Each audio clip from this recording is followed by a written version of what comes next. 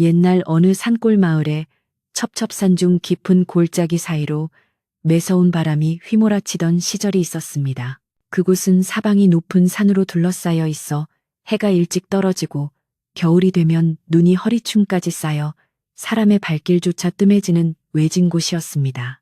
산짐승들이 먹이를 찾아 마을 어귀까지 내려오곤 하던 그 깊은 산골에는 유난히도 으리으리한 기와집 한 채가 자리 잡고 있었는데 그 집은 바로 인근 고을에서 제일 가는 부자라고 소문난 최참판댁이었습니다. 검은 기와가 물결치듯 굽이치며 뻗어나간 지붕은 마치 용이 꿈틀거리는 듯한 위용을 자랑했고 높게 쌓아 올린 담장은 마을 사람들의 가난한 초가집들을 비웃기라도 하듯 위압적으로 솟아있어 보는 이들의 길을 죽이곤 했습니다.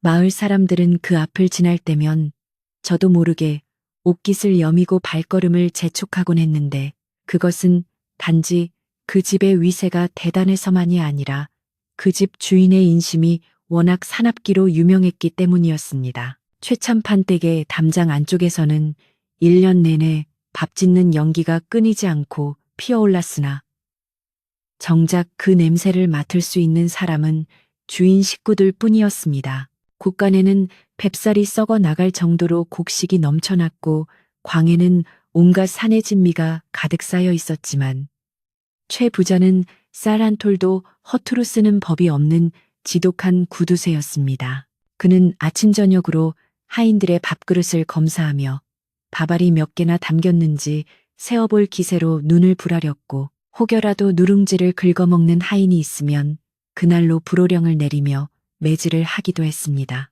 그러니 이 댁에서 일하는 하인들은 배가 등가죽에 붙을 정도로 굶주리면서도 주인 앞에서는 숨소리조차 크게 내지 못한 채 죽은 듯이 지내야만 했습니다. 그 넓고 화려한 집안에는 온기가 돌았지만 그 온기는 오직 안방과 사랑방 아랫목에만 머물렀고 하인들이 머무는 행랑채와 부엌방에는 살을 내는 듯한 냉기만이 감돌고 있었습니다.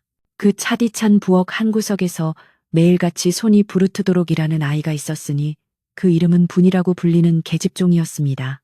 분이는 태어날 때부터 부모의 얼굴도 모른 채 이 집의 노비로 자라났는데 헌옷까지 하나 제대로 걸치지 못해 한겨울에도 얇은 무명 저고리 하나로 버티는 신세였습니다. 그녀의 나이는 이제 갓 16이 되었으나 고된 일과 배고픔에 시달려 또래보다 훨씬 작고 야윈 몸집을 하고 있었습니다. 하지만 분이의 눈망울만큼은 맑은 산샘물처럼 깊고 투명해서 가만히 들여다보고 있으면 세상의 때가 묻지 않은 순수한 마음이 고스란히 느껴지곤 했습니다. 분이는 새벽 닭이 울기 전부터 일어나 얼음을 깨고 물을 길어와야 했고 주인 식구들이 깨기 전에 아궁이에 불을 지펴 방을 따뜻하게 데워야 하는 고단한 일상을 하루도 빠짐없이 이어가고 있었습니다. 동지가 지나고 소환이 다가오던 어느 날 하늘은 금방이라도 눈을 쏟아낼 듯 잔뜩 찌푸려 있었고 바람은 칼날처럼 날카롭게 불어닥쳤습니다. 분이는 꽁꽁 언 손을 호호 불어가며 우물가에서 쌀을 씻고 있었는데 손가락 마디마디가 빨갛게 부어올라 터진 자리에서는 피가 배어 나오기도 했습니다. 하지만 그녀는 아픔을 느낄 겨를도 없이 부지런히 손을 놀려야만 했는데 늦장이라도 부렸다가는 안방마님의 날카로운 꾸지람이 날아들 것이 뻔했기 때문이었습니다. 차가운 우물물에 손을 담글 때마다 뼛속까지 시려오는 고통이 밀려왔지만 분이는 그저 입술을 꾹 깨물며 마음속으로 따뜻한 봄날을 그려볼 뿐이었습니다. 그녀의 소원은 거창한 것이 아니었고 그저 언젠가 따뜻한 방바닥에 누워 배불리 밥 한 그릇 먹어보는 것, 그리고 남의 눈치 보지 않고 마음 편히 잠들어 보는 것, 그것이 분이가 꿈꾸는 세상의 전부였습니다. 부엌에서는 구수한 밥 냄새와 고기 국 끓이는 냄새가 진동을 하여 분이의 뱃속을 요동치게 만들었는데 그것은 오늘이 바로 최 부자의 생일잔치가 있는 날이었기 때문이었습니다. 안방마님은 아침 일찍부터 부엌을 들락거리며 하인들을 닥달해댔고 분이에게도 잠시도 쉴 틈을 주지 않고 일거리를 안겨주었습니다. 예, 분이야. 불 조절을 잘해야지. 밥이 타면 내 놈을 아궁이에 집어넣을 줄 알아라. 안방마님의 목소리가 부엌 담장을 넘어 마당까지 쩌렁쩌렁 울려 퍼졌습니다. 분이는 네, 마님, 조심하겠습니다. 라고 기어들어가는 목소리로 대답하며 아궁이 앞에 쪼그리고 앉아 부직갱이를 눌렸습니다. 아궁이 속에서 타오르는 붉은 불꽃은 분이의 얼굴을 붉게 물들였지만 정작 그녀의 등 뒤로는 문틈으로 들어오는 황소바람이 들이닥쳐 앞은 뜨겁고 뒤는 시린 기묘한 고통을 안겨주었습니다. 잔치 준비로 분주한 부엌 한쪽에는 먹음직스러운 전과 떡이 소반 위에 가득 쌓여 있었지만 그것은 그림의 떡이나 마찬가지였습니다. 분이는 갓 지어낸 하얀 쌀밥에서 피어오르는 김을 바라보며 마른 침을 삼켜야 했고 고소한 기름 냄새가 코끝을 자극할 때마다 배에서 나는 꼬르륵 소리를 감추려 애써야 했습니다. 함께 일하는 나이 지긋한 찬모 아주머니가 몰래 누룽지 조각을 쥐어주려 했으나 낌새를 눈치챈 안방마님이 매섭게 노려보는 바람에 그마저도 무산되고 말았습니다. 분이는 서러운 마음이 울컥 치솟았지만 눈물을 보이면 재수 없다고 혼날까봐 눈에 힘을 주고 참아냈습니다.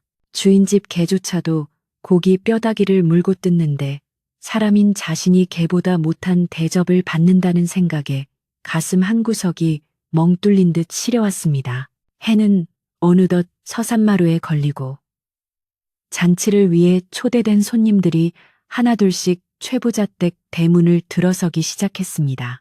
마을 유지들과 인근 고을의 양반들이 거드름을 피우며 사랑채로 들어갔고 최부자는 입이 귀에 걸릴 듯한 표정으로 그들을 맞이했습니다. 사랑채에서는 왁자지껄한 웃음소리와 함께 술잔 부딪히는 소리가 담장을 넘어 들려왔지만 그 소리는 오히려 굶주린 하인들에게는 더욱 비참함을 느끼게 하는 소음일 뿐이었습니다. 분이는 손님들의 상을 나르기 위해 무거운 독상을 들고 쉴 새 없이 사랑채와 부엌을 오가야 했습니다. 다리가 후들거리고 팔이 떨어져 나갈 것 같았지만 행여나 음식이라도 엎지르면 경을 칠 것이 두려워 정신을 바짝 차려야 했습니다. 화려한 비단옷을 입은 양반들이 기름진 음식을 남기며 껄껄대는 모습을 볼 때마다 분이는 고개를 숙인 채 그들의 눈을 피하며 조용히 뒷걸음질 쳐나와야 했습니다. 밤이 깊어가자 손님들은 돌아가고 집안은 다시 정적에 휩싸였지만 분이의 일과는 아직 끝나지 않았습니다. 산더미처럼 쌓인 설거지 그릇들이 그녀를 기다리고 있었기 때문이었습니다. 달빛조차 구름에 가려 어둑한 우물가에 앉아 분이는 기름때 묻은 그릇들을 하나하나 닦아내기 시작했습니다. 꽁꽁 언 수세미로 그릇을 문지르며 분이는 자신도 모르게 한숨을 내쉬었는데 그 하얀 입김이 공중으로 흩어지는 모습이 마치 자신의 처지 같아 보였습니다. 언제쯤이면 이 고생이 끝날까? 나도 남들처럼 따뜻한 옷 입고 고운 신 신고 살아볼 수 있을까? 분이는 혼잣말을 중얼거리며 하늘을 올려다 보았지만 하늘은 묵묵부답으로 잿빛 구름만 흘려보낼 뿐이었습니다. 그때 어디선가 부엉이 우는 소리가 처량하게 들려와 분이의 마음을 더욱 쓸쓸하게 만들었습니다. 그날 밤 설거지를 모두 마치고 부엌방으로 돌아온 분이는 지친 몸을 뉘었으나 잠은 쉽게 오지 않았습니다. 부엌방이라고 해봐야 아궁이 옆에 딸린 작은 쪽방으로 바닥에는 짚을 엮어 만든 거적대기 하나가 깔려 있을 뿐이었습니다. 외풍이 심해 윗목에 두었던 물그릇이 얼어붙을 정도로 추운 방이었지만 분이에게는 이 좁은 공간이 유일한 안식처였습니다. 그녀는 얇은 이불을 머리끝까지 뒤집어 쓰고 몸을 웅크린 채 체온을 유지하려 애썼습니다. 옆자리에는 함께 일하는 나이, 어린 종들이 서로의 체온에 의지해 잠들어 있었고 그들의 고른 숨소리만이 방 안의 정막을 채우고 있었습니다. 분이는 잠든 아이들의 얼굴을 바라보며 자신보다 더 어린 나이에 부모 품을 떠나 고생하는 그들이 안쓰러워 낡은 이불을 끌어다 덮어주었습니다. 바람소리가 점점 거세지더니 창호지 문을 덜컹거리게 만들었고 문틈 사이로 새어 들어온 바람은 촛불을 끄트머리까지 위태롭게 흔들었습니다. 분이는 문득 돌아가신 어머니 생각이 났습니다. 얼굴조차 기억나지 않는 어머니였지만 마을 어른들의 말에 따르면 분이의 어머니 역시 이 집의 종이었으며 분이를 낳고 얼마 지나지 않아 병을 얻어 세상을 떠났다고 했습니다. 어머니 저를 보고 계신가요? 너무 춥고 배고파요. 분이는 마음속으로 어머니를 부르며 눈시울을 붉혔습니다. 하지만 슬픔에 잠겨 있을 시간조차 사치라는 것을 알기에 그녀는 억지로 눈물을 삼키고 내일 새벽에 해야 할 일들을 떠올리며 잠을 청하려 했습니다. 내일은 장날이라 최 부자가 장터에서 물건을 사오라고 시킬 것이 뻔했고 그 무거운 짐을 지고 산길을 오를 생각을 하니 벌써 어깨가 짓눌리는 듯 했습니다. 최 부자 댁의 밤은 깊어만 가고 마을 전체가 어둠 속에 잠겨 있을 때 대문 밖에서는 심상치 않은 바람 소리가 들려오기 시작했습니다. 그것은 단순한 겨울 바람 소리가 아니라 무언가 거대한 것이 다가오고 있음을 알리는 전조와도 같았습니다. 하늘에서는 기어이 하얀 눈송이가 하나둘씩 떨어지기 시작하더니 이내 한방눈이 되어 펑펑 쏟아져 내렸습니다. 눈은 삽시간에 마당을 하얗게 뒤덮었고 장독대 위에도 소복이 쌓여갔습니다. 분이는 잠결에 눈 내리는 소리를 들으며 몸을 뒤척였습니다. 눈이 많이 오면 내일 아침 눈 치우는 일이 걱정되면서도 한편으로는 세상의 모든 더러운 것을 덮어버리는 하얀 눈이 포근하게 느껴지기도 했습니다. 그녀는 꿈속에서라도 배불리 밥을 먹는 꿈을 꾸길 간절히 바라며 깊은 잠속으로 빠져들었습니다. 다음 날 아침 눈을 뜬 분이는 깜짝 놀라 방문을 열었습니다. 밤새 내린 눈이 방문 턱 밑까지 차올라 있었고 세상은 온통 은백색으로 변해 있었습니다. 아름다운 풍경이었지만 분이에게는 그저 치워야 할 일거리에 불과했습니다. 그녀는 서둘러 옷매무새를 다듬고 빗자루를 들고 마당으로 나갔습니다. 이미 행랑아범이 나와 대문 앞에 눈을 쓸고 있었고 다른 하인들도 하나둘씩 나와 눈을 치우기 시작했습니다. 밤새 눈이 억수같이 쏟아졌구먼. 올겨울 들어 가장 추운 날이 되겠어. 행랑아범이 입김을 내뿜으며 분이에게 말을 건넸습니다. 분이는 그러게 말이에요, 할아버지. 허리가 끊어지겠어요. 라며 짐짓투정 섞인 목소리로 대꾸했지만 그녀의 손은 쉴 새 없이 빗자루를 움직여 길을 내고 있었습니다. 최 부자는 사랑방 문을 열고 나와 마당을 내려다보며 혀를 찼습니다. 에잉, 눈이 오면 오는 거지. 아침부터 부산스럽게 시끄럽기는 썩 깨끗이 치우지 못해. 그는 뒷짐을 지고 훈수를 두며 하인들을 재촉했습니다. 그의 털배자 사이로 비단 옷자락이 보였고 발에는 따뜻한 털신이 신겨져 있었습니다. 집신 하나의 의지에 눈밭을 밟고 있는 분이의 발은 이미 감각이 없을 정도로 얼어붙어 있었지만 주인은 그런 것에는 전혀 관심이 없었습니다. 분이는 속으로 야속한 마음이 들었지만 묵묵히 마당의 눈을 한쪽으로 밀어내며 주인의 눈에 거슬리지 않으려 애썼습니다. 눈을 치우는 동안에도 그녀의 배에서는 꼬르륵 소리가 끊이지 않았고 부엌에서 풍겨 나오는 아침밥 짓는 냄새는 고문과도 같았습니다. 아침상을 차려 안방과 사랑방에 들이고 난 뒤에야 하인들은 부엌 한 구석에 쪼그리고 앉아 식은 보리밥 덩어리를 국물에 말아 먹을 수 있었습니다. 그것마저도 양이 턱없이 부족하여 몇 숟가락 뜨고 나면 바닥이 드러나기 일쑤였지만 분이에게는 그 한 끼가 생명줄이나 다름없었습니다. 그녀는 밥알 하나하나를 소중히 씹어 넘기며 허기를 달랬습니다. 식사를 마친 후 분이는 다시 설거지를 하고 집안 청소를 하느라 쉴 틈 없이 움직여야 했습니다. 안방마님은 며느리에게 시집살이를 시키듯 분이의 일거수일투족을 감시하며 잔소리를 퍼부었는데 먼지 하나라도 보이면 걸레질을 다시 하라고 호통을 쳤습니다. 분이는 무릎이 닳도록 마루를 닦고 또 닦으며 자신의 운명을 탓하기보다 그저 오늘 하루도 무사히 넘기기를 기도했습니다. 오후가 되자 눈보라는 더욱 거세졌습니다.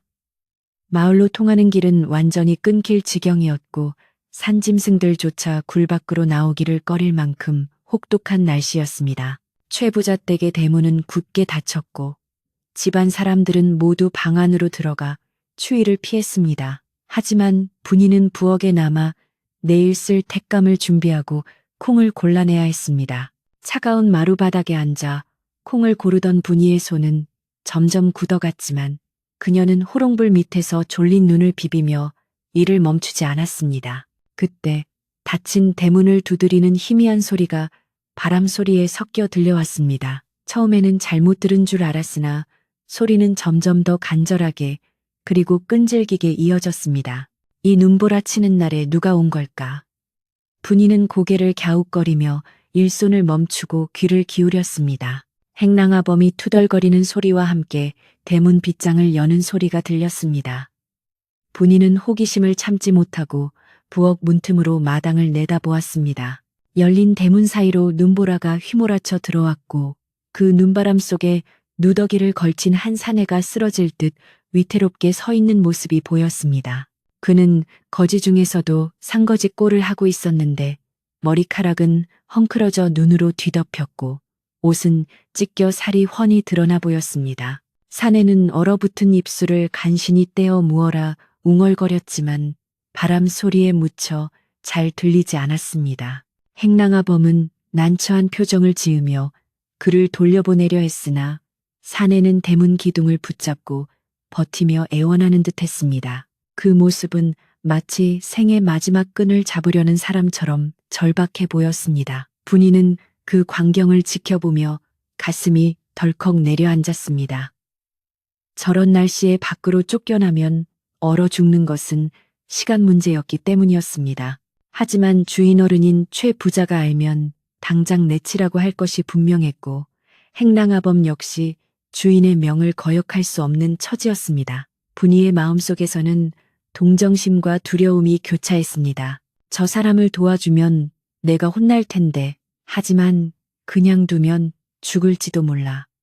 그녀는 안절부절 못하며 발을 동동 구르다가 결국 부엌 문을 살며시 열고 밖으로 나갈 채비를 했습니다. 매서운 바람이 분이의 뺨을 때렸지만 그녀는 옷깃을 단단히 여미고 마당을 가로질러 대문 쪽으로 향했습니다. 분이의 작은 발자국이 눈 위에 찍히며 그녀의 운명을 바꿀 거대한 사건의 시작을 알리고 있었습니다. 분이가 대문 가까이 다가가자 행랑아범이 깜짝 놀라며 그녀를 말렸습니다. 아니, 분이야. 여긴 웬일이냐. 얼른 들어가거라. 주인 어른 아시면 경친다. 행랑아범은 거지를 등 뒤로 가리며 분이에게 손짓했습니다. 하지만 분이는 거지의 얼굴을 똑똑히 보고야 말았습니다. 핏기 하나 없는 창백한 얼굴에 깊게 패인 주름 사이로 고통이 서려 있었지만 그 눈빛만은 묘하게도 형형하게 살아있어 분이의 시선을 사로잡았습니다. 거지는 분이를 보자마자 힘없이 손을 뻗으며 물 한 모금만 이라고 겨우 속삭였습니다. 그 목소리는 너무나 가짚어서 금방이라도 끊어질 것만 같았습니다. 분이는 망설임 없이 되돌아서서 부엌으로 달려가 표주박에 따뜻한 숭늉을 담아왔습니다. 행랑아범은 이 녀석이 겁도 없이 라고 혀를 찼지만 차마 분이의 손에 들린 숭늉 그릇을 빼앗지는 못했습니다. 분이는 떨리는 손으로 거지에게 숭늉을 건넸고 거지는 허겁지겁 그릇을 받아들고 반숨에 들이켰습니다. 따뜻한 물이 들어가자 거지의 얼굴에 아주 희미하게 남아 생기가 돌기 시작했습니다. 그는 고마움이 가득 담긴 눈으로 분이를 바라보며 고개를 숙였습니다. 하지만 바로 그때 사랑채 방문이 벌컥 열리며 최 부자의 고함 소리가 천둥처럼 울려 퍼졌습니다. 걔 누구냐? 이 야심한 밤에 웬 놈이 대문간에서 시끄럽게 구는 것이야. 최 부자가 곰방대를 들고 마루로 성큼성큼 걸어 나왔습니다. 분이와 행랑아범 그리고 거지는 그 자리에 얼어붙은 듯 멈춰섰고 살기등등한 최 부자의 눈길이 그들을 향해 꽂혔습니다. 최 부자는 거지의 행색을 보자마자 미간을 찌푸리며 코를 막았습니다. 재수없게 웬 거지놈이 내 집 문턱을 밟고 있어 당장 끌어내지 못해? 그는 하인들을 부르며 노발대발했습니다. 분이는 겁에 질려 몸을 떨었지만 거지가 불쌍해서 차마 발길이 떨어지지 않았습니다. 주인어른, 이 추운 날씨에 쫓아내면 얼어 죽을 것입니다. 하룻밤만이라도 헛간에서 재워주시면.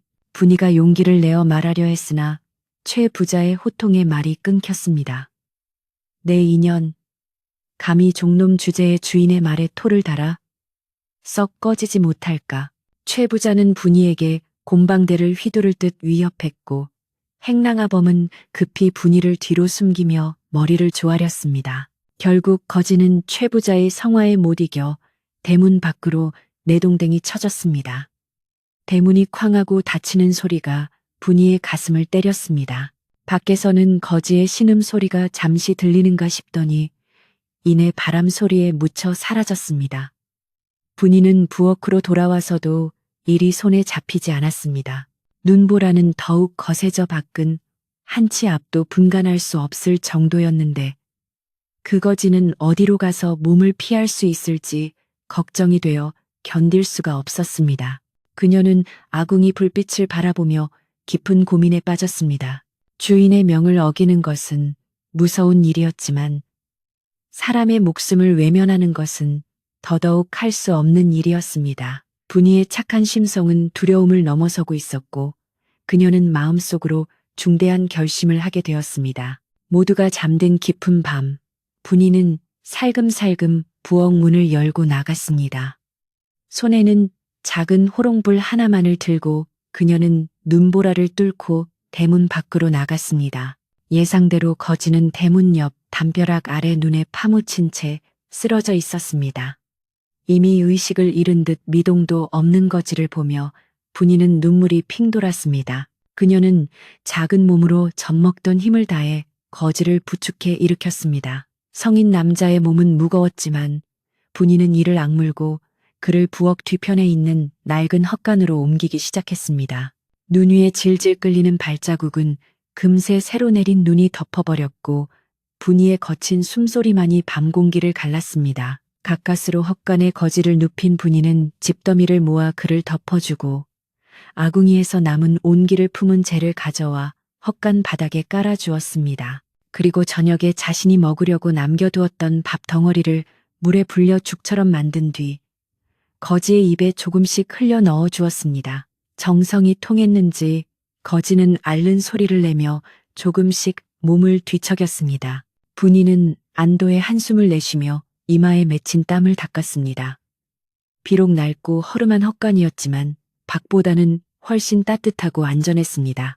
분이는 거지가 깨어날 때까지 곁을 지키고 싶었지만 날이 밝으면 들킬 위험이 있었기에 아쉬운 마음을 뒤로하고 부엌방으로 돌아와야 했습니다. 그녀는 잠자리에 누워서도 헛간 쪽을 향해 귀를 기울이며 이 비밀이 지켜지기를 그리고 저 불쌍한 사람이 무사하기를 간절히 빌었습니다. 이것이 훗날 천하를 호령할 왕의 어머니가 될 뿐이의 운명이 뒤바뀌는 첫날 밤이었습니다. 밤새 쏟아지던 눈은 새벽녘이 되어서야 그쳤지만 산골 마을의 공기는 여전히 칼날을 품은 듯 차갑고 매서웠습니다. 동이 트기 전 푸르스름한 어둠이 깔린 최부자 댁의 마당은 쥐 죽은 듯 고요했고 오직 새벽바람에 흔들리는 풍경 소리만이 정막을 깨우고 있었습니다. 분이는 밤새 한숨도 자지 못한 채 뜬 눈으로 밤을 지새웠는데 헛간에 숨겨둔 거지가 얼어 죽지는 않았는지 혹여 누군가에게 들키지는 않았는지 하는 걱정이 꼬리에 꼬리를 물었기 때문이었습니다. 그녀는 조심스럽게 방문을 열고 나와 주위를 살폈는데 마당에 쌓인 눈 위로 찍힌 자신의 발자국이 밤새 내린 눈에 덮여 희미해진 것을 확인하고서야 안도의 한숨을 내쉬었습니다. 분이는 부엌으로 들어가기 전 물을 쐬는 척하며 헛간 쪽으로 슬그머니 다가갔습니다. 헛간 문틈으로 새어나오는 미세한 인기척에 귀를 기울이자 거친 숨소리가 끊어질 듯 이어지는 것이 들려왔습니다. 살아있다는 사실에 가슴을 쓸어내린 분이는 재빨리 부엌으로 들어가 아궁이에 불을 지폈습니다. 타오르는 불꽃을 보며 그녀는 굳게 다짐했는데 비록 자신은 배를 타칠지언정 저 불쌍한 사람을 살려내겠다는 결심이었습니다. 아궁이의 온기가 부엌 전체로 퍼져나가자 분이는 솥뚜껑을 열고 구수한 숭늉을 끓이며 그 뜨거운 김을 호흡으로 작은 표주박에 담았습니다. 이것이 거지의 온몸을 녹여줄 유일한 약이 될 것이라 믿으면서 말입니다. 주인집 식구들이 깨어나기 전 이른 새벽은 분이에게 가장 위험하면서도 소중한 시간이었습니다. 그녀는 행여나 그릇 부딪히는 소리가 날까봐 조심하며 숭늉과 남은 누룽지 조각을 챙겨 들고 헛간으로 향했습니다. 삐걱거리는 나무 문을 조심스레 열자 집더미 속에 파묻힌 거지가 힘겹게 눈을 뜨며 분이를 바라보았습니다. 그의 눈빛은 여전히 초라하고 지쳐 보였지만 어젯밤보다는 한결 또렷해져 있어 분이의 마음을 놓게 했습니다. 분이는 말없이 다가가 그의 입가에 숭늉을 대주었고 거지는 떨리는 손으로 분이의 소매 끝을 잡으며 생명수와도 같은 따뜻한 물을 들이켰습니다. 고맙구나. 정말 고마워. 내 이 은혜는 죽어서도 잊지 않으마. 거지는 갈라진 목소리로 간신히 말을 내뱉으며 눈물을 글썽였습니다. 분이는 검지 손가락을 입술에 대며 조용히 하라는 신호를 보냈습니다. 쉿, 목소리를 낮추세요. 주인 어른이나 마님이 아시면 큰일 나요. 몸이 나을 때까지 여기서 숨죽이고 계셔야 해요. 분이의 말에 거지는 고개를 끄덕이며 다시 집더미 속으로 몸을 숨겼습니다. 분이는 헛간 구석에 있는 낡은 거적을 더 가져와 그를 덮어주고는 서둘러 밖으로 나왔습니다. 심장이 콩닥거리는 소리가 귓가에 울릴 정도로 긴장된 순간이었지만 누군가를 살렸다는 뿌듯함이 그녀의 발걸음을 재촉하게 만들었습니다. 날이 완전히 밝자 최 부자 댁은 다시 분주한 일상으로 돌아갔습니다. 안방마님은 아침부터 부엌에 나와 쌀독을 확인하고 반찬 가짓수가 적다며 하인들을 타박하기 시작했습니다. 어제 잔치를 했으면 남은 재료가 있을 터인데 상이 왜 이리 부실하냐? 내년들이 몰래 빼돌려 먹은 것 아니냐? 마님의 날카로운 눈초리가 분이를 향했고 분이는 뜨끔했지만 태연한 척 고개를 숙였습니다. 사실 빼돌린 것은 아니었지만 자신의 몫으로 돌아올 밥을 먹지 않고 헛간의 손님을 위해 남겨둔 것이 마음에 걸렸기 때문입니다. 분이는 죄송하다는 말을 연발하며 마님의 화를 가라앉히기 위해 부지런히 손을 놀려야만 했습니다. 그날부터 분이의 이중 생활은 시작되었습니다. 그녀는 낮에는 뼈 빠지게 일하고 밤이나 새벽 틈을 타 몰래 헛간을 오가며 거지를 돌보았습니다. 자신의 밥그릇에서 밥을 반덜어내어 치마폭에 감추는 일은 매번 가슴 졸이는 모험과도 같았습니다. 배고픔이 밀려올 때면 우물물을 들이키며 허기를 달랬고 어지러움이 느껴질 때면 아궁이 벽에 잠시 기대어 숨을 골랐습니다. 분이의 얼굴은 날이 갈수록 수척해졌지만 눈빛만은 더욱 깊어지고 단단해졌습니다. 그녀는 헛간에 누워있는 그 사람이 단순한 거지가 아닐지도 모른다는 막연한 생각을 하게 되었는데 누더기 속에서도 가끔씩 드러나는 기품 있는 태도가 예사롭지 않았기 때문입니다. 3일째 되던 날 눈이 다시 내리기 시작하면서 분이의 걱정은 더욱 깊어졌습니다. 눈이 쌓이면 헛간으로 가는 발자국이 남기 쉬워 들킬 위험이 커지기 때문이었습니다. 분이는 꾀를 내어 부엌에서 나온 재를 마당에 뿌리는 척하며 헛간 쪽으로 길을 만들었고 그 위를 밟고 다니며 발자국을 감추려 애썼습니다. 하지만 꼬리가 길면 밟힌다고 했던가요? 분이의 수상한 행동을 주시하는 눈길이 있었으니 바로 최부자 댁의 대문간을 지키는 늙은 종 행랑아범이었습니다. 그는 평소 말이 없고 무뚝뚝해 보였지만 집안의 대소사를 꿰뚫고 있는 눈치 빠른 노인이었습니다. 어느 날 저녁 분이가 남몰래 주먹밥을 싸서 헛간으로 향하려던 찰나 어둠 속에서 불쑥 나타난 그림자가 그녀의 앞을 가로막았습니다. 분이 너 이 시간에 어딜 그리 급히 가느냐? 낮고 굵은 목소리에 분이는 화들짝 놀라 들고 있던 주먹밥을 떨어뜨릴 뻔했습니다. 행랑아범이었습니다. 그는 뒷짐을 진 채 분이를 빤히 내려다보고 있었는데 그 눈빛은 화를 내는 것 같기도 하고 걱정하는 것 같기도 하여 분이를 더욱 불안하게 만들었습니다. 분이는 입이 얼어붙어 아무 말도 하지 못한 채 바들바들 떨기만 했습니다. 행랑아범은 주위를 두리번거려 아무도 없음을 확인하고는 분이의 팔을 잡아 끌어 부엌 구석으로 데려갔습니다. 네가 며칠 전부터 헛간을 들락거리는 것을 내가 모를 줄 알았느냐. 그날 밤 네가 거지를 끌고 들어가는 것을 내 두 눈으로 똑똑히 보았다. 행랑아범의 말에 분이는 다리에 힘이 풀려 그 자리에 주저앉고 말았습니다. 이제 모든 것이 끝났다는 절망감이 밀려왔습니다. 주인어른 귀에 들어가면 자신은 물론이고 그 거지까지 멍석마리를 당해 쫓겨날 것이 분명했기 때문입니다. 분이는 행랑아범의 바짓가랑이를 붙잡고 눈물로 호소했습니다. 할아버지, 제발 모른 척 해주세요. 저 불쌍한 사람 쫓겨나면 정말 죽어요. 제가 밥 굶어가며 살려놓은 사람이에요. 분이의 간절한 애원에 행랑아범의 굳은 표정이 조금씩 풀어졌습니다. 그는 깊은 한숨을 내쉬며 분이의 어깨를 토닥였습니다. 어허, 이 미련한 거사, 내 앞가림도 못하면서 남을 구하겠다고 나서다니. 내 너의 착한 심성을 몰라서 이러는 게 아니다. 행랑아범은 잠시 말을 멈추고 헛간 쪽을 응시하더니 낮지만 단호한 목소리로 말을 이었습니다. 하지만 이 집 주인이 어떤 사람이냐. 피도 눈물도 없는 사람이다. 만약 들키면 너는 뼈도 못 추릴 것이야. 조심하고 또 조심해야 한다. 내 말 알아듣겠느냐? 그것은 꾸지람이 아니라 험한 세상을 먼저 살아온 어른으로서 주는 뼈저린 충고였습니다. 행랑아범은 그날 이후로 분이의 든든한 조력자가 되어 주었습니다.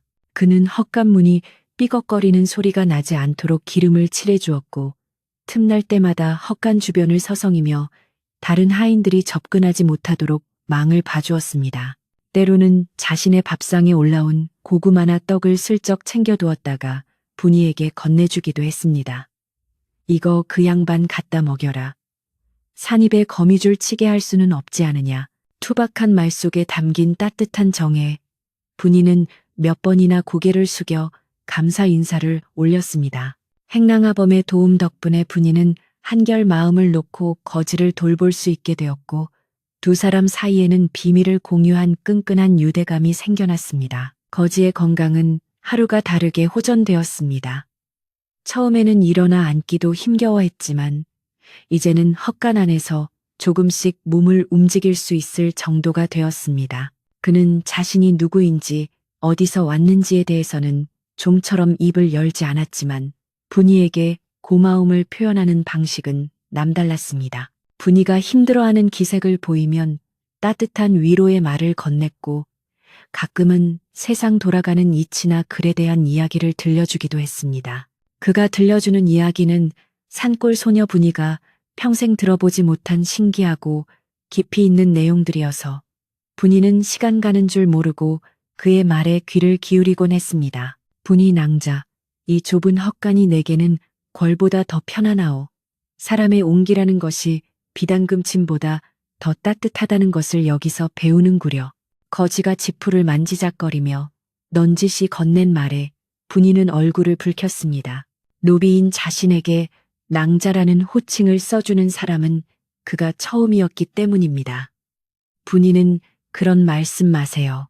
누추한 곳에서 고생만 시켜드려 죄송할 따름입니다.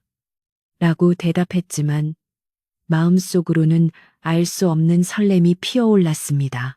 그의 말 한마디 한마디에는 사람을 존중하는 품위가 배어 있었고 분이는 그를 통해 처음으로 자신이 귀한 존재로 대접받는 느낌을 받았습니다. 하지만 비밀은 영원할 수 없는 법. 집안에 묘한 기류가 흐르기 시작했습니다. 최애 부잣댁의 안살림을 도맡아 하는 옆방의 하녀, 월이가 분이를 의심스러운 눈초리로 지켜보기 시작한 것입니다. 월이는 평소에도 분이가 주인 마님에게 칭찬이라도 듣는 날이면 배가 아파 어쩔 줄 몰라 하던 심술차른 아이였습니다. 그녀는 분이가 밥을 남기는 것을 보고 처음에는 다이어트를 하나 싶었지만 분이가 자꾸만 부엌 뒤편으로 사라지는 것을 목격하고는 수상한 냄새를 맡았습니다. 저 계집애가 뒤로 호박씨를 까는 게 분명해. 뭘 숨기고 있는 거지? 월이는 눈을 가늘게 뜨고 분이의 뒤를 밟을 기회를 엿보기 시작했습니다. 설상가상으로 곡간의 곡식이 조금씩 줄어든다는 안방마님의 불평이 잦아졌습니다. 사실 그것은 쥐들이 먹거나 계산착오일 수도 있었지만 의심 많은 안방마님은 하인들을 모두 마당에 집합시켜 놓고 엄포를 놓았습니다. 내 곡간에 손을 대는 놈은 손목을 잘라버릴 테다. 쌀 한 톨이라도 비면 내년들 소행인 줄 알 테니 그리 알아라. 마님의 서슬퍼런 호령의 하인들은 벌벌 떨었고 분이는 혹시라도 자신의 비밀이 탄로날까봐 식은땀을 흘려야 했습니다. 월이는 그 틈을 놓치지 않고 마님에게 아부를 떨며 말했습니다. 마님, 요즘 분이가 통밥을 안 먹고 수상하게 구는데 한번 지켜보시는 게 좋겠습니다요. 월이의 고자질은 마른 들판에 불을 놓은 격이었습니다. 안방마님은 의심스러운 눈초리로 분이를 쏘아보았고 분이는 억울하고 무서워 고개를 들 수 없었습니다. 그날 밤 안방마님은 월이에게 분이의 동태를 감시하라고 은밀히 지시했습니다. 집안에는 보이지 않는 긴장감이 감돌기 시작했고 분이를 둘러싼 포위망은 점점 좁혀오고 있었습니다. 하늘은 무심하게도 또다시 눈을 뿌리기 시작했고 거센 바람 소리는 마치 다가올 폭풍우를 예고하는 듯 윙윙거리며 창문을 두드렸습니다. 헛간에 숨어있는 거지는 자신의 존재가 분이에게 큰 위험이 되고 있음을 직감한 듯 깊은 생각에 잠겨 벽만 바라보고 있었습니다. 분이는 불안한 마음의 일이 손에 잡히지 않았지만 이럴 때일수록 더욱 태어내야 한다고 스스로를 다독였습니다. 그녀는 마당에 눈을 쓸고 장독대를 닦으며 평소보다 더 열심히 일하는 척했습니다. 하지만 월이의 시선은 끈질기게 분이를 따라다녔습니다. 분이가 부엌으로 들어가면 부엌 문을 기웃거리고 뒷간에 가면 그 앞을 서성거렸습니다. 분이는 거지에게 밥을 가져다 줄 틈을 찾지 못해 애를 태워야 했습니다. 거지가 하루 종일 굶고 있을 것을 생각하니 가슴이 미어지는 듯 했습니다. 밤이 깊어 모두가 잠든 시각, 분이는 드디어 기회를 잡았습니다. 그녀는 품속에 숨겨둔 찐 감자 2알을 꺼내들고 헛간으로 향했습니다. 발소리를 죽이며 조심조심 걸음을 옮겼지만 뒤에서 들려오는 바스락 소리에 심장이 닿을 뻔했습니다. 돌아보니 바람에 날린 낙엽 소리였지만 분이는 놀란 가슴을 쓸어내리며 주위를 다시 한번 살폈습니다. 다행히 월이의 모습은 보이지 않았습니다. 헛간 문을 열고 들어가자 거지는 어둠 속에서 분이를 기다리고 있었습니다. 많이 기다리셨죠. 오늘은 감시하는 눈이 많아서 늦었어요. 분이가 감자를 건네며 속삭이자 거지는 감자를 받아들며 걱정스러운 표정으로 말했습니다. 분이 낭자, 내가 이곳에 너무 오래 머문 것 같소. 나 때문에 낭자가 위험해지는 것을 원치 않소. 거지의 말에 분이는 손사래를 쳤습니다. 아닙니다. 지금 나가시면 꼼짝없이 얼어 죽어요. 조금만 더 참으세요. 날이 풀리면 그때 가셔도 늦지 않아요. 분이는 거지를 안심시켰지만 거지의 표정은 여전히 어두웠습니다. 그는 품속에서 무언가를 만지작거리며 깊은 고민에 빠진 듯 했습니다. 사실 그는 단순한 거지가 아니었기에 자신의 위치가 노출되면 분이뿐만 아니라 이 집안 전체가 풍비박산 날 수도 있다는 것을 누구보다 잘 알고 있었습니다. 하지만 갈 곳 없는 몸으로 무작정 떠날 수도 없는 노릇이라 그의 마음은 타들어만 갔습니다. 그 시각 건너편 방에서는 월이가 자지 않고 깨어 있었습니다. 그녀는 분이가 나가는 소리를 듣고 몰래 방문을 열어 밖을 내다보았습니다. 어둠 속에서 희미하게 움직이는 그림자가 헛간 쪽으로 사라지는 것을 목격한 월이의 입가에는 비릿한 미소가 번졌습니다. 옳지, 딱 걸렸어. 내일 날이 밝는 대로 마님께 고해 바쳐야지. 월이는 이불을 뒤집어 쓰고 킬킬거리며 자신의 공로를 인정받을 생각에 들떠 있었습니다. 그녀는 자신이 지금 건드리는 벌집이 얼마나 무서운 것인지, 그리고 그 안에 숨겨진 진실이 얼마나 엄청난 것인지 꿈에도 모른 채 그저 분이를 곤경에 빠뜨릴 생각에만 골몰해 있었습니다. 다음 날 아침, 팽팽한 긴장감 속에서 날이 밝았습니다. 안방마님은 아침상을 물리기 무섭게 하인들을 불러 모았고, 월이는 마님의 귀에 대고 속닥거리며 간밤에 본 것을 고해 바쳤습니다. 마님의 눈썹이 꿈틀거리더니 이내 험악하게 일그러졌습니다. 뭐라, 헛간에 외간 남자를 숨겨두고 있었다고? 내 인연들을 당장. 마님의 고함 소리가 떨어지자마자 건장한 머슴들이 몽둥이를 들고 헛간으로 달려갔습니다. 분이는 부엌에서 설거지를 하다 그 소리를 듣고 사색이 되어 뛰쳐나갔습니다. 안 돼요. 마님, 제발 용서해 주세요. 분이의 비명에 가까운 외침이 마당을 울렸지만 이미 머슴들은 헛간 문을 박차고 들어가고 있었습니다. 행랑아범이 빗자루를 던지고 달려와 머슴들을 말리려 했으나 역부족이었습니다. 비켜라. 이 늙은이 마님의 명령이다. 머슴들은 행랑아범을 밀쳐내고 헛간 안을 뒤지기 시작했습니다. 분이는 바닥에 주저앉아 엉엉 울며 빌었지만 최부자 댁의 높은 담장 안에서 자비란 찾아볼 수 없는 사치였습니다. 헛간 안에서는 우당탕거리는 소리와 함께 누군가가 끌려 나오는 소리가 들렸습니다. 마을의 평화로운 아침은 순식간에 아수라장으로 변했고 분이의 작은 선행이 불러온 파문은 이제 걷잡을 수 없는 소용돌이가 되어 최부자 댁을 집어삼키려 하고 있었습니다. 과연 끌려 나온 거지는 어떤 운명을 맞이하게 될 것이며 위기에 처한 분이는 이 난관을 어떻게 헤쳐나갈 수 있을까요? 머슴들의 거친 손길에 의해 헛간 문짝이 떨어져 나갈 듯 덜컹거리더니 이내 와장창 소리를 내며 활짝 열려 젖혀졌습니다. 어둠 속에 몸을 웅크리고 있던 거지는 갑작스러운 빛과 소음에 미처 방어할 새도 없이 짐짝처럼 밖으로 끌려 나왔습니다. 분이는 그 앞을 가로막으며 안 됩니다. 이분은 병자입니다. 라고 울부짖었지만 힘센 머슴 하나가 분이를 거칠게 밀쳐내는 바람에 눈밭에 나뒹굴고 말았습니다. 차가운 눈이 분이의 얼굴을 덮쳤지만 그녀는 아픔을 느낄 새도 없이 다시 일어나 거지에게로 기어가려 했습니다. 머슴들은 거지를 마당 한가운데 패대기 쳤고 거지는 신음소리를 내며 고통스럽게 몸을 비틀었습니다. 하얀 눈 위로 거지의 찢어진 옷자락 사이에서 흘러나온 검붉은 피가 점점이 배어 나와 보는 이의 가슴을 서늘하게 만들었습니다. 소란스러운 소리에 사랑채 문이 열리고 곰방대를 입에 문 채 부자가 잔뜩 찌푸린 얼굴로 마당으로 나왔습니다. 그의 뒤를 이어 안방마님이 도끼를 품은 눈으로 씩씩거리며 따라 나왔고 그 옆에는 월이가 회심의 미소를 지으며 이 광경을 즐기고 있었습니다. 최 부자는 마당에 쓰러진 거지와 그 옆에서 울고 있는 분이를 번갈아 보며 기가 차다는 듯 헛웃음을 지었습니다.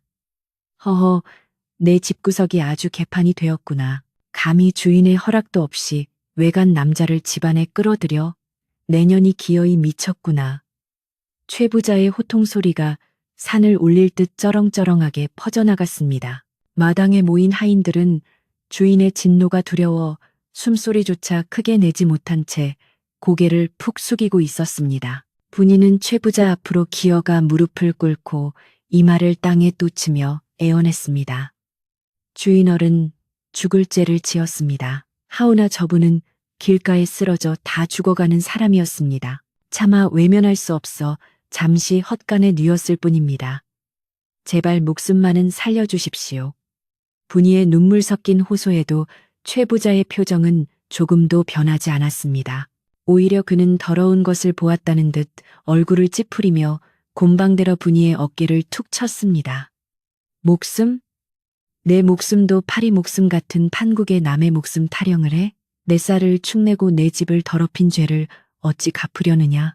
최 부자의 말에는 일말의 자비심도 느껴지지 않았습니다. 그는 가난한 이의 생명보다 자신의 곳간에 있는 쌀 한 토를 더 귀하게 여기는 위인이었기에 분이의 행동은 그저 도둑질이자 배신으로만 보일 뿐이었습니다. 그때 눈밭에 쓰러져 있던 거지가 힘겹게 몸을 일으켜 세우기 시작했습니다. 머슴들이 그를 다시 누르려 했으나 거지는 아픈 몸을 이끌고 기어이 허리를 꼿꼿하게 펴고 앉았습니다.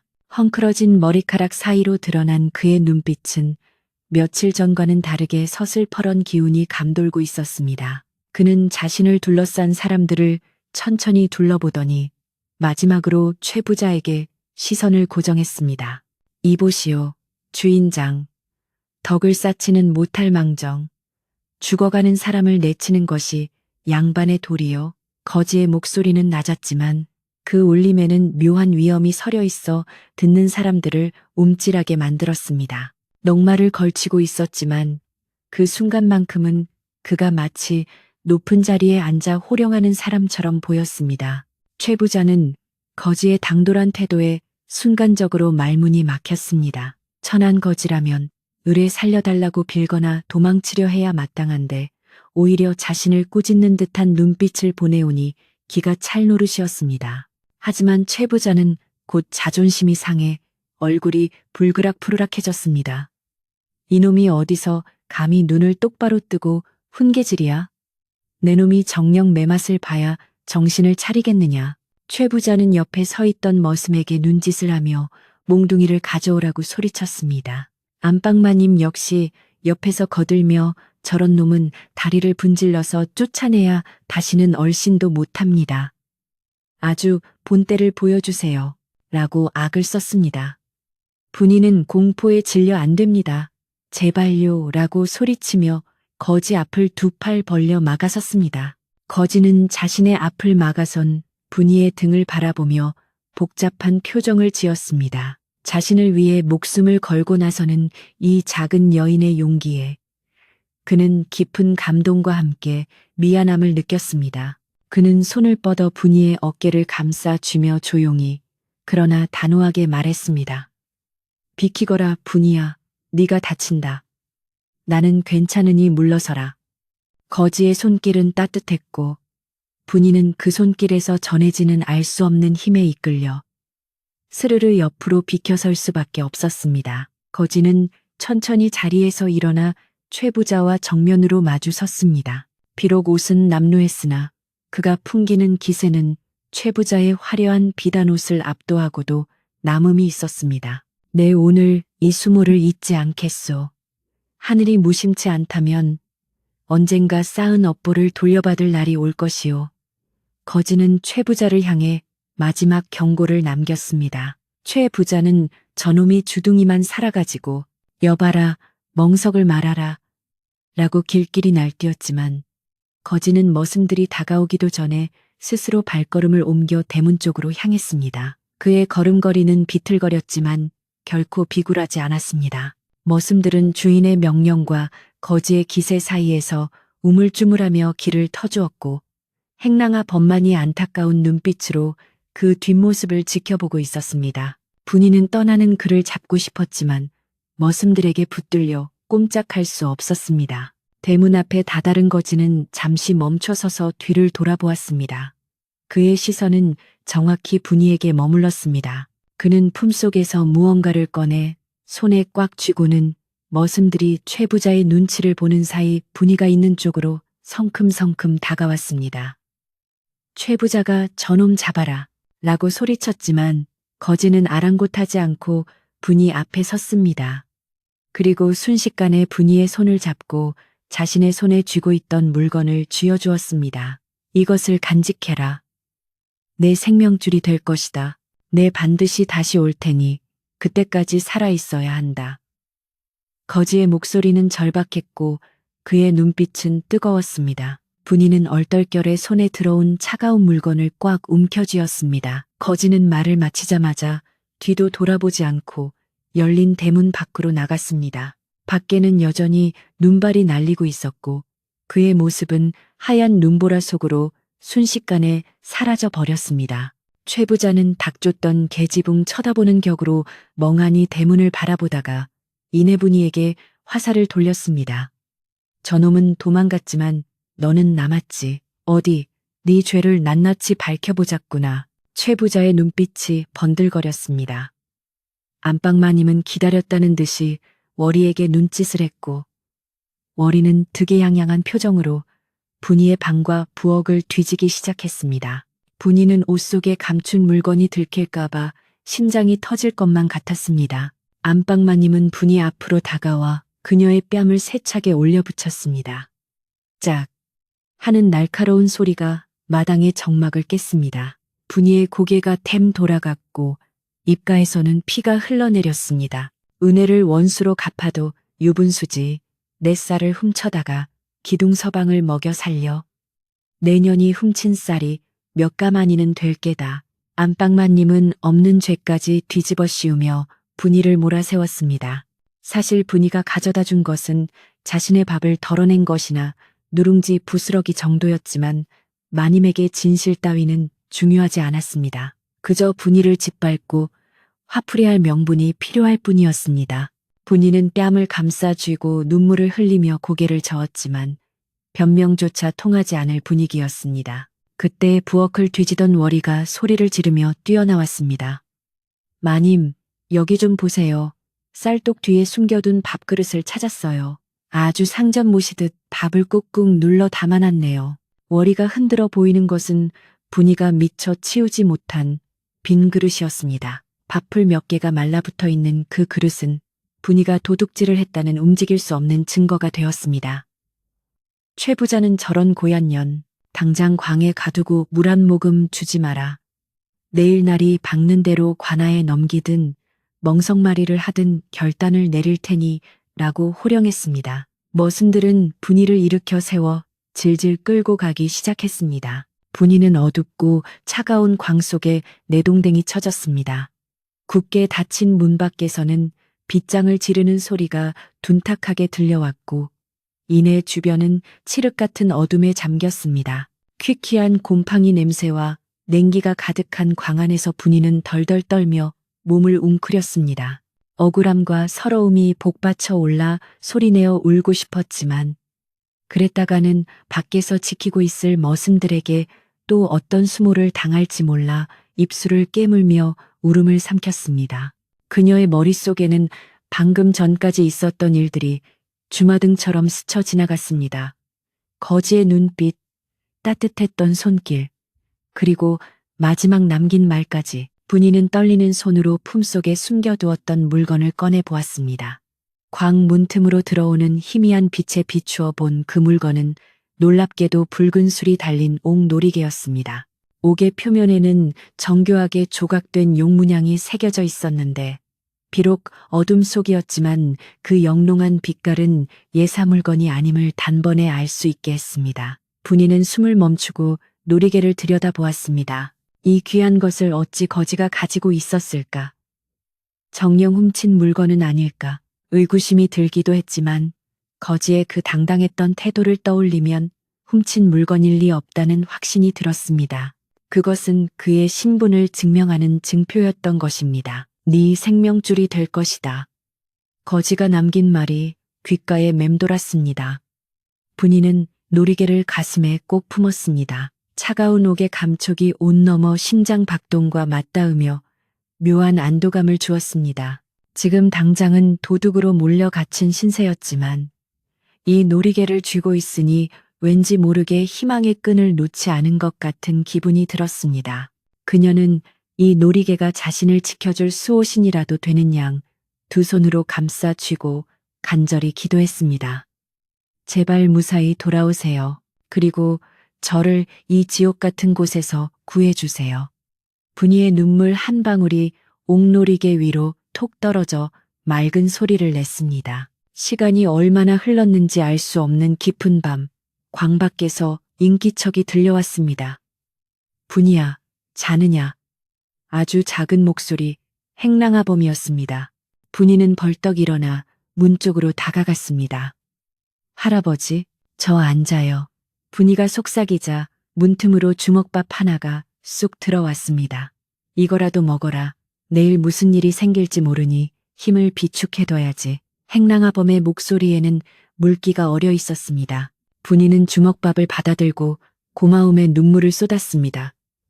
할아버지, 저 도둑질 안 했어요. 정말이에요. 분이의 말에 행랑아범은 안다. 알아. 네가 그럴 아이가 아니라는 걸 내가 왜 모르겠느냐. 세상이 야박해서 그런 것이지 네 죄가 아니다. 라며 위로했습니다. 행랑아범이 돌아간 후 분이는 차가운 주먹밥을 조금씩 베어 물며 밤을 견뎠습니다. 밖에서는 다시 눈보라가 치는지 바람 소리가 거세졌습니다. 마을 사람들은 최 부자 댁에서 난 소동에 대해 수군거리고 있을 것이 분명했습니다. 거지를 숨겨둔 종년이 쌀을 훔쳐다 날랐다더라. 최 부자가 노발대발해서 내일 당장 관아에 넘긴다더라. 하는 흉흉한 소문들이 꼬리에 꼬리를 물고 퍼져나갔습니다. 하지만 그 누구도 그 거지가 훗날 이 나라의 왕이 될 대군의 형제이며 분이가 품은 놀이개가 왕실의 보물이라는 사실은 꿈에도 짐작하지 못하고 있었습니다. 진실은 차가운 눈 속에 묻힌 채 봄이 오기만을 기다리고 있는 씨앗처럼 때를 기다리고 있었습니다. 이튿날 아침 날이 밝자마자 최 부자 댁은 다시 시끄러워졌습니다. 하지만 이번 소란은 집안에서 난 것이 아니라 대문 밖에서부터 시작되었습니다. 이리 오너라, 여기 최 부자라는 자가 사는가. 우렁찬 호령 소리와 함께 대문이 쾅쾅 울렸습니다. 최 부자는 아침상을 받으려다 말고 깜짝 놀라 숟가락을 떨어뜨렸습니다. 평소 찾아오던 손님들의 점잖은 기척과는 전혀 다른 살기가 느껴지는 목소리였기 때문입니다. 행랑아범이 급히 대문을 열자 관복을 입은 포졸들과 푸른 옷을 입은 낯선 사내들이 들이닥쳤습니다. 그들의 허리춤에는 육모방망이와 검이 차여 있었고 표정은 하나같이 엄숙하고 무거웠습니다. 최 부자는 엉거주춤 마루로 나와 그들을 맞이했습니다. 뉘신데 아침부터 이리 소란을 피우시오? 최 부자가 떨리는 목소리로 묻자 무리 중에서 가장 풍채가 좋은 사내가 앞으로 나서며 패를 들어 보였습니다. 관아에서 나왔다. 이 집에 도둑이 들었다는 제보가 있어 조사를 하러 왔다. 최 부자는 의아한 표정을 지었습니다. 자신이 도둑 신고를 하기도 전에 관아에서 먼저 알다니 귀신이 곡할 노릇이었습니다. 아, 그 도둑년 말이오. 네, 그렇지 않아도 오늘 관아에 넘기려던 참이었소. 여봐라, 광에서 분인년을 끌어내라. 최 부자는 기세 등등하게 소리쳤습니다. 이제 분이는 꼼짝없이 옥살이를 하게 될 판이었습니다. 하지만 관아에서 나온 사내의 다음 말은 최 부자의 귀를 의심케 했습니다. 아니, 우리가 찾는 도둑은 그 계집종이 아니라 왕실의 귀한 물건을 훔쳐 달아난 흉악범이 이 집에 숨어들었다는 제보다. 사내의 눈빛이 매섭게 빛났습니다. 최 부자와 안방마님은 서로 얼굴을 마주보며 어리둥절해했습니다. 왕실의 물건이라니 가당치도 않은 소리였습니다. 그때 안방마님의 머릿속에 번개처럼 스치는 생각이 있었습니다. 설마 그 거지놈이? 그녀의 얼굴이 사색이 되어가는 순간 월이가 눈치도 없이 나서며 입을 놀렸습니다. 날이 도둑이라면 그 거지놈이 분명합니다. 어제 그놈이 도망치면서 분이에게 무언가를 쥐어주는 걸 제가 똑똑히 보았습니다요. 월이의 말에 관원들의 시선이 일제히 그녀에게 쏠렸습니다. 무언가를 주었다고? 그게 무엇이냐? 관원이 다급하게 묻자 월이는 신이 나서 떠들었습니다. 번쩍거리는 것이었는데 아마 훔친 패물이 틀림없습니다. 분이년이 그걸 품속에 감추고 있습니다. 월이는 자신의 고자질이 분이를 구렁텅이로 몰아넣을 결정타라고 생각했지만 그것은 오히려 잠자는 사자의 코털을 건드리는 격이었습니다. 관원은 고개를 끄덕이며 의미심장한 미소를 지었습니다. 그래? 그럼 당장 그 아이를 데려와 확인해 봐야겠구나. 그의 목소리에는 단순히 도둑을 잡으려는 것 이상의 긴박함이 서려 있었습니다. 광문이 열리고 분이가 끌려 나왔습니다. 하루 밤새 포쑥해진 분이는 눈도 제대로 뜨지 못하고 비틀거렸습니다. 관원은 분이 앞으로 다가가 부드럽지만 위험 있는 목소리로 물었습니다. 네가 분이냐? 어제 그자가 내게 준 물건을 내놓아 보아라. 분이는 겁에 질려 뒷걸음질 쳤습니다. 이 물건을 뺏기면 거지와의 약속을 어기게 되는 것 같아 두려웠습니다. 하지만 최 부자가 옆에서 어서 내놓지 못해 인연이 죽고 싶어 환장을 했나? 라고 윽박지르는 통에 분이는 떨리는 손으로 품속에서 놀이개를 꺼낼 수밖에 없었습니다. 아침 햇살을 받아 영롱하게 빛나는 옥 놀이개가 모두의 눈앞에 드러나는 순간이었습니다. 그 놀이개를 본 순간 관아의 사내들과 포졸들의 태도가 돌변했습니다. 그들은 일제히 무릎을 꿇고 놀이개를 향해 예를 갖추었습니다. 상감마마의 만수무강을 비는 옥룡 놀이개입니다. 전하께서 아끼시는 대군마마의 증표가 틀림없습니다. 관원대장의 외침에 최부자와 안방마님 그리고 월이는 입을 딱 벌린 채 그 자리에서 굳어버렸습니다. 왕실의 증표? 대군마마? 머릿속이 하얗게 변하며 상황 파악이 되지 않았습니다.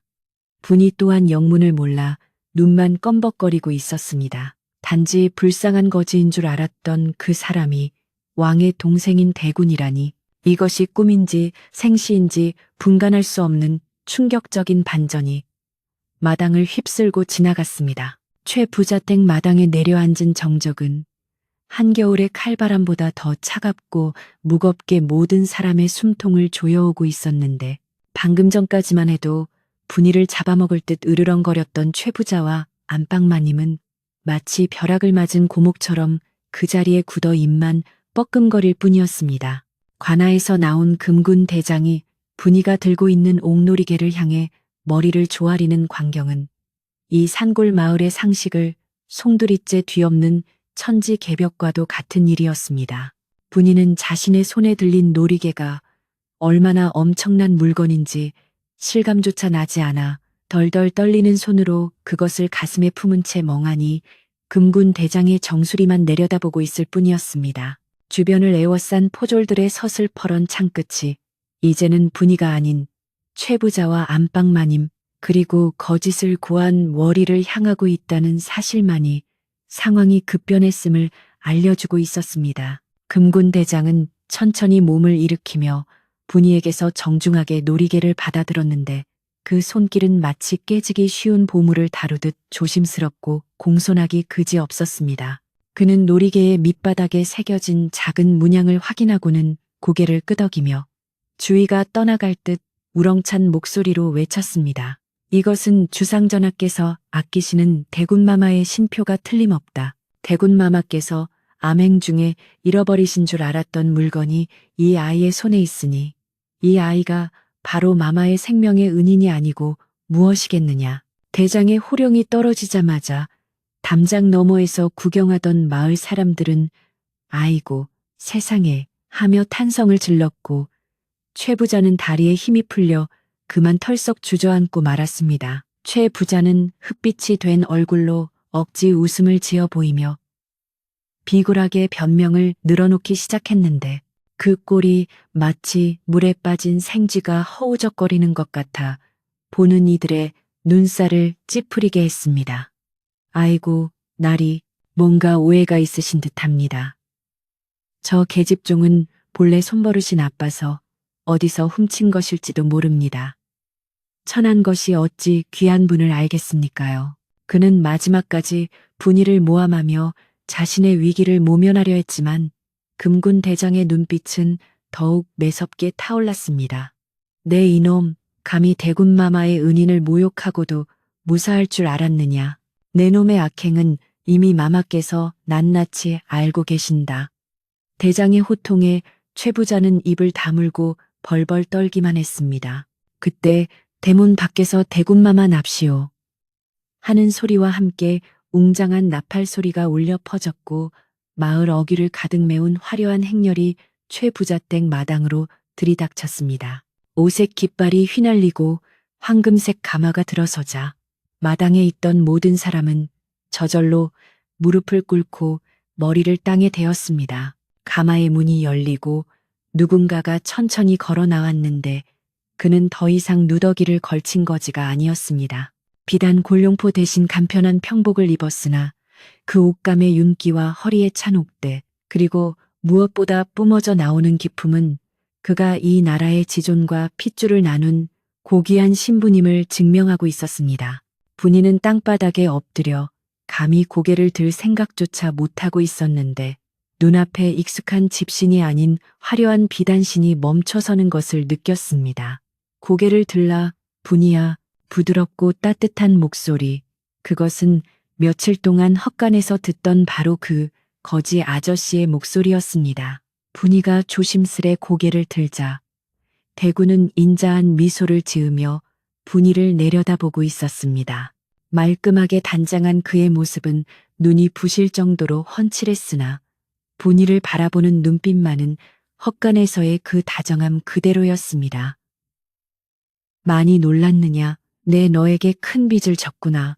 네가 아니었다면 나는 이 차가운 객지에서 목숨을 잃었을 것이다. 대구는 분이의 손을 직접 잡아 일으켜 세워주었는데 이는 남녀의 유별과 신분의 귀천을 엄격히 따지는 조선 사회에서는 상상조차 할 수 없는 파격적인 행동이었습니다. 최 부자와 안방마님은 이 광경을 보며 기절할 듯 놀랐고 월이는 공포에 질려 입술을 파랗게 떨고 있었습니다. 대구는 분이를 자신의 곁에 세운 뒤 차가운 표정으로 돌변하여 최 부자 부부를 노려보았습니다. 듣거라. 나는 병을 치료하고 민정을 살피기 위해 신분을 숨기고 암행을 하던 중이었다. 하오나 폭설에 고립되어 사경을 헤매게 되었고 살기 위해 이 집의 문을 두드렸다. 대군의 목소리는 낮았으나 마당 구석구석까지 또렷하게 파고들었습니다. 헌데 너희는 어떠했느냐?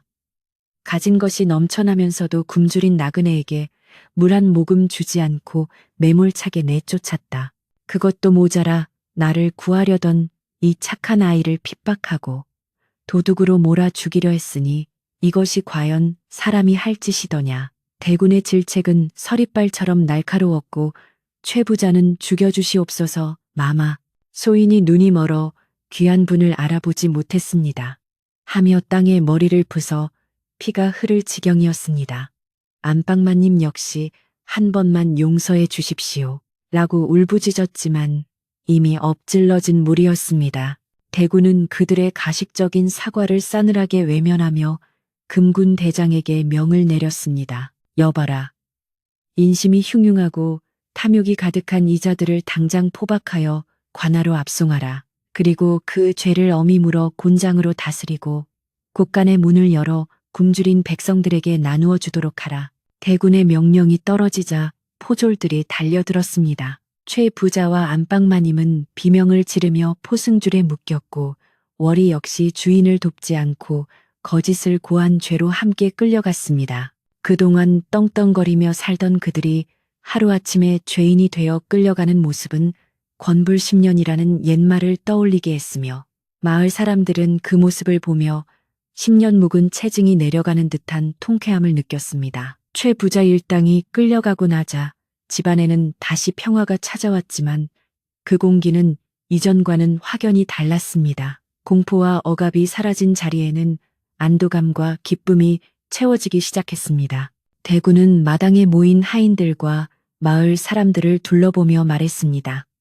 오늘 이 집의 주인은 저 탐욕스러운 자가 아니라 사람의 생명을 귀하게 여길 줄 아는 너희들이다.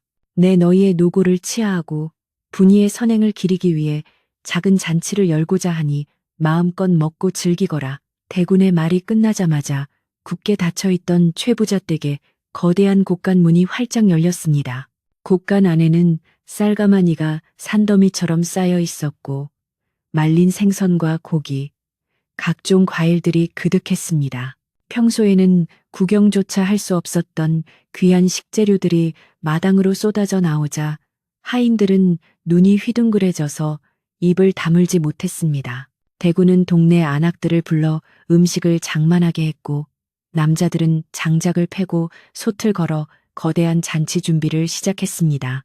부엌에서는 분이가 평소에 맡았던 고된 일 대신 고소한 기름 냄새와 구수한 밥 냄새가 피어올랐고 이번에는 그 냄새가 고문이 아니라 축복처럼 느껴졌습니다. 솥뚜껑 위에서는 지글지글 전이 익어가고 찜통에서는 김이 모락모락 피어오르는 떡이 쪄지고 있었습니다. 본인은 더 이상 부엌대기 옷을 입고 있지 않았습니다. 대군이 미리 준비해온 고운 비단옷으로 갈아입고 나오자 그녀의 자태는 마치 선녀가 하강한 듯 아름다웠습니다. 태국물에 절어있던 얼굴을 씻어내고 댕기 머리를 곱게 따내리니 본래의 맑고 고운 얼굴이 드러나 사람들의 감탄을 자아냈습니다. 행랑아범은 그런 분이의 모습을 보며 눈시울을 붉혔습니다. 아이고, 우리 분이가 이렇게 고운 처자인 줄 예전에는 미처 몰랐구먼. 이제야 제 주인을 만난 게야. 그는 투박한 손으로 눈물을 훔치며 분이의 등을 토닥여 주었습니다. 분이는 쑥스러워 얼굴을 붉혔지만 그 어느 때보다 행복한 미소를 지어 보였습니다. 잔치가 시작되자 마당은 웃음소리로 가득 찼습니다. 마을 사람들은 멍석을 깔고 둘러앉아 하얀 쌀밥에 고깃국을 배불리 먹으며 즐거워했습니다. 아이들은 떡을 양손에 쥐고 뛰어다녔고 어른들은 술잔을 기울이며 대군의 은덕을 칭송했습니다. 세상에 살다 보니 이런 날도 오는구려. 최부자댁 쌀을 우리가 먹다니. 노인들은 감격에 겨워 말을 잇지 못했습니다. 분이 역시 행랑아범과 다른 하인들 틈에 끼어 처음으로 눈치 보지 않고 따뜻한 밥을 먹을 수 있었습니다.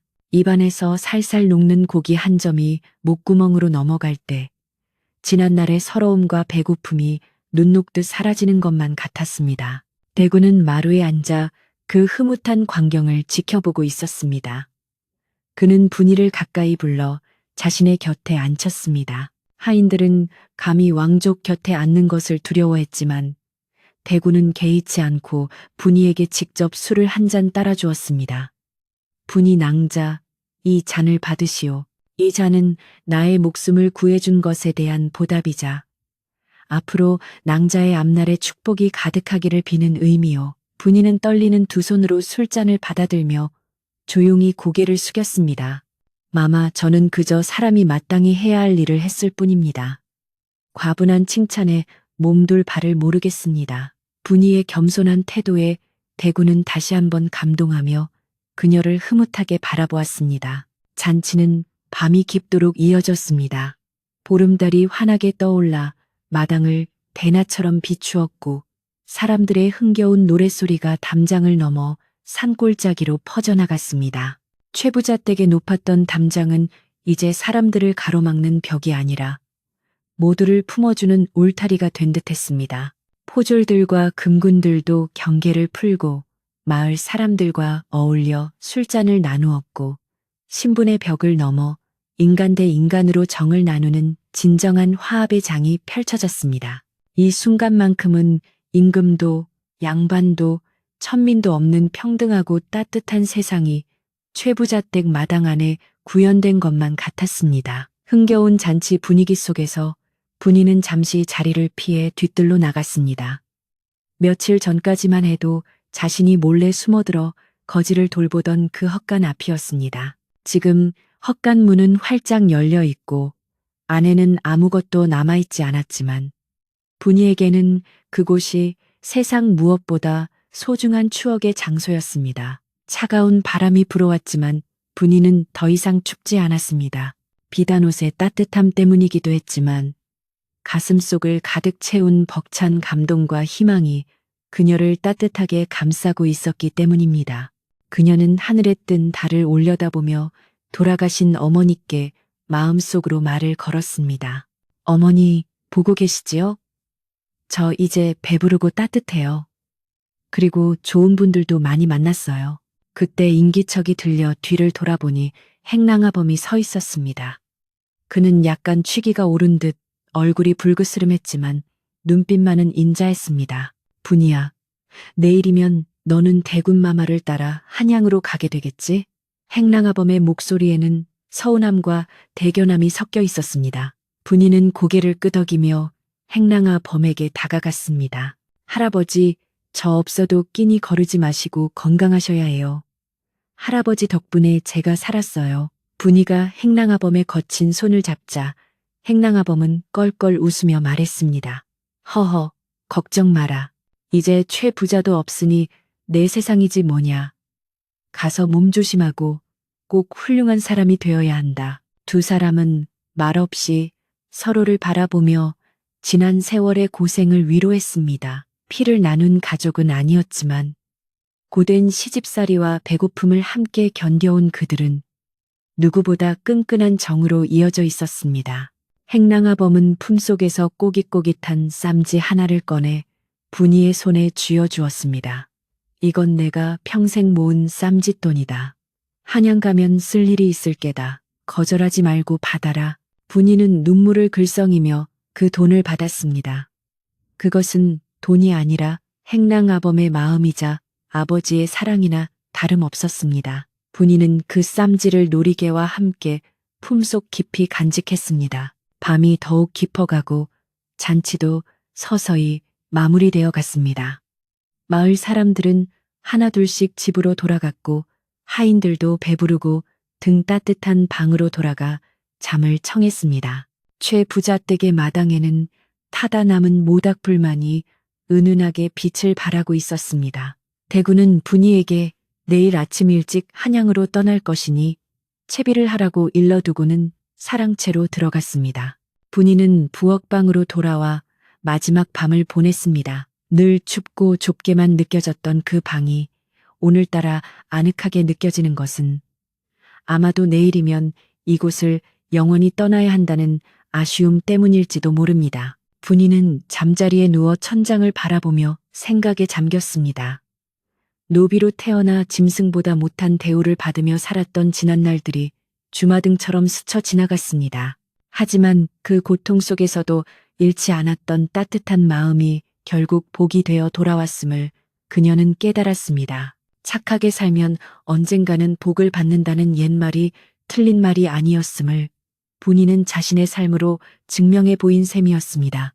내일 펼쳐질 새로운 세상에 대한 두려움도 있었지만 이제는 혼자가 아니라는 생각에 용기가 솟아났습니다. 창밖에서는 다시 눈이 내리기 시작했습니다. 하지만 이번 눈은 매서운 눈보라가 아니라 세상을 포근하게 덮어주는 한방눈이었습니다. 소복이 쌓이는 눈소리를 자장가 삼아 분이는 깊은 잠에 빠져들었습니다. 그녀의 꿈속에서는 더 이상 배고픔도 추위도 없었고 오직 따뜻한 햇살과 향긋한 꽃내음만이 가득했습니다. 최 부자댁의 길고 길었던 겨울밤이 지나가고 이제 분이의 인생에도 진정한 봄날이 찾아오고 있었습니다. 내일 아침 저 대문을 나서면 그녀 앞에는 왕의 여인이자 만백성의 어머니가 될 위대한 운명의 길이 펼쳐질 것입니다.